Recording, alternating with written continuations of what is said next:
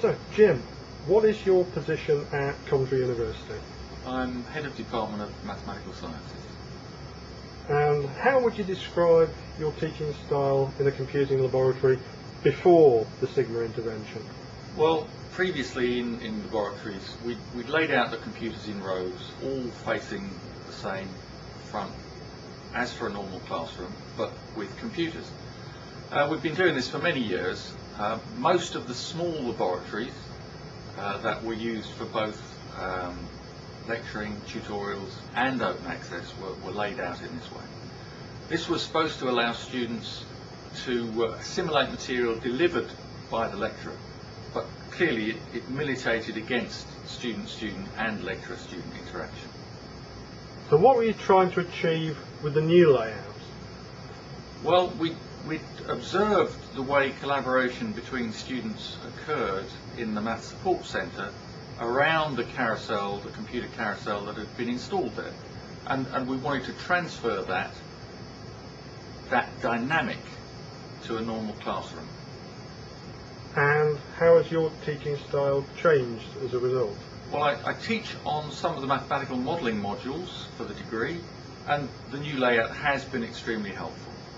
We chose small monitors which don't get in the sight lines, and there seems to be no difficulty in students assimilating material delivered from the front, but the layout freely allows small groups to form, groups of 6 around one carousel or halfway around one carousel, but also groups of 2 or 3, both on the same carousel and mobility between carousels.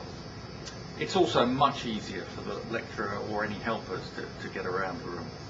And we turned a cramped claustrophobic area that was really impossible to use effectively into an area with space and mobility, and with about the same density of machines per unit area. And the new feeling of space and mobility has meant that we can try different ways of allowing students to collaborate, particularly in small, sometimes competitive group modelling exercises.